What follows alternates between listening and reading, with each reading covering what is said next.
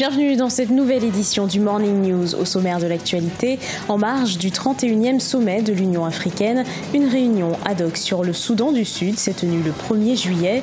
L'Union africaine envisage des sanctions contre les leaders des principaux groupes rivaux du pays. La Libye fait face à une nouvelle crise pétrolière. La compagnie nationale libyenne s'est déclarée en état de force majeure.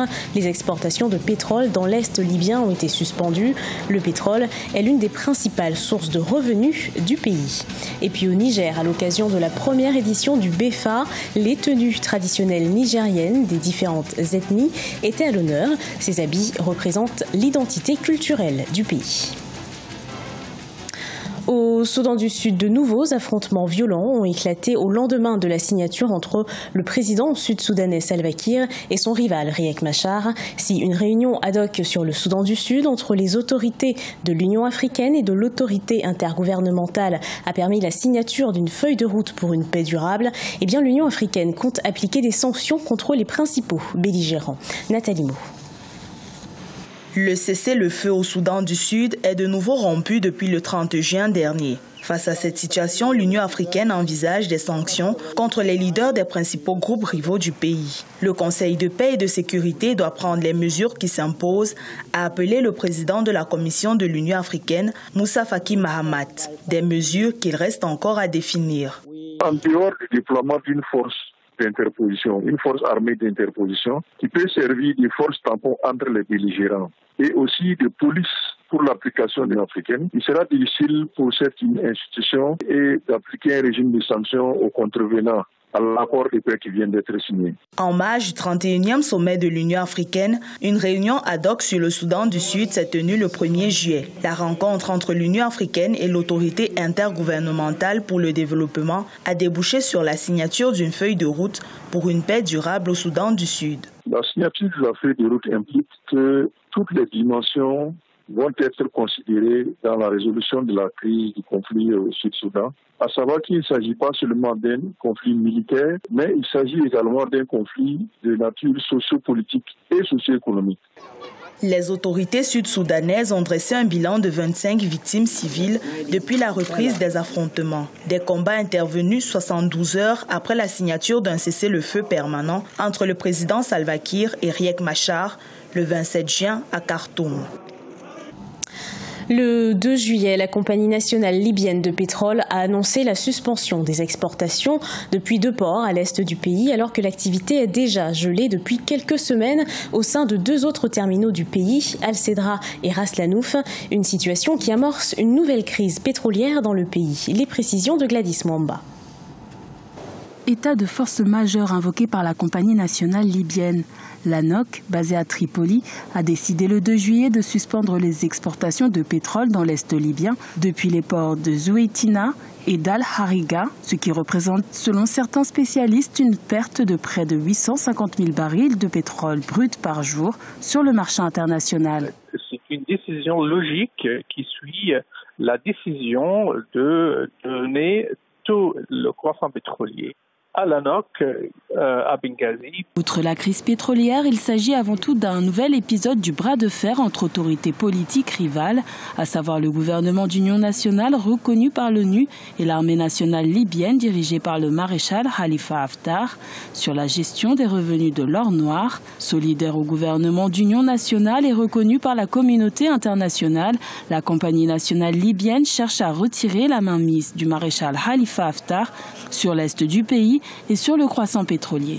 On sait bien que la question du pétrole n'est plus une question locale. Maintenant, il attise l'intervention, l'ingérence étrangère. Depuis la chute de Mouammar Kadhafi en 2011, la Libye a connu plusieurs crises pétrolières, mais depuis la production avait repris, elle était revenue autour de 1 million de barils par jour depuis près d'1 an. La rente pétrolière représente quasiment l'unique source de revenus de la Libye.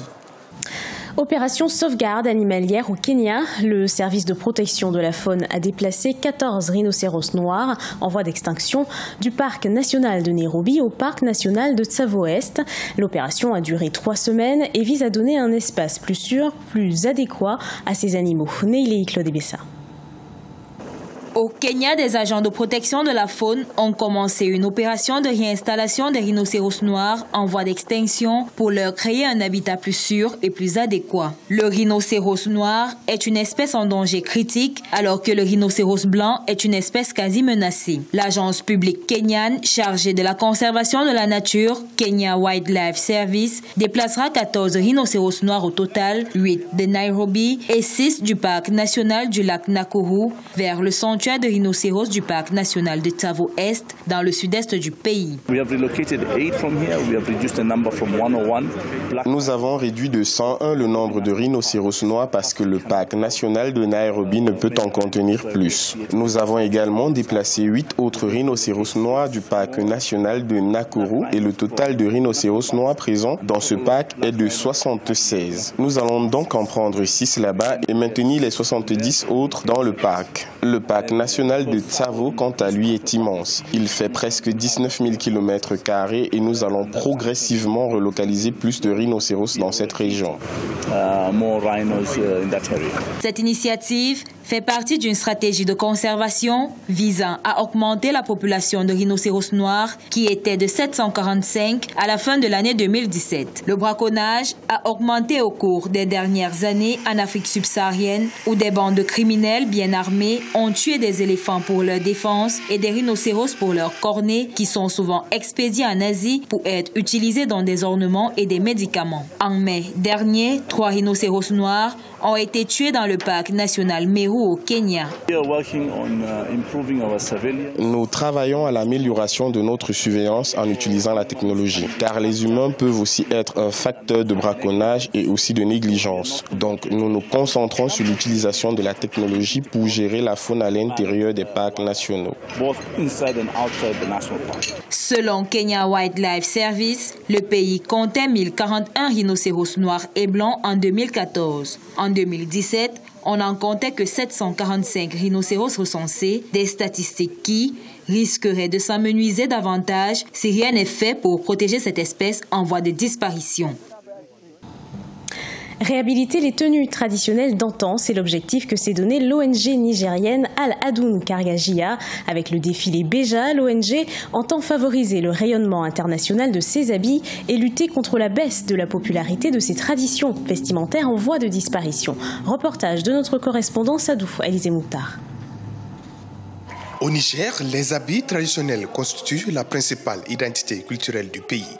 Ils permettent de dégager les traits essentiels caractéristiques des accoutrements des principaux groupes ethniques. Ces habits ont pendant longtemps fait la fierté des hommes et des femmes du Niger qui les portent avec joie lors des rites ou cérémonies. Je me retrouve dedans parce que je pense que c'est notre identité. La tenue traditionnelle, c'est la face forte de la culture. C'est l'extériorisation de ce qu'on est, c'est l'identité. L'ONG Al-Adoun Kargajia entend redonner à la tenue traditionnelle sa valeur d'antan. À travers un défilé dénommé BEFA, elle met à l'honneur les tenues traditionnelles nigériennes.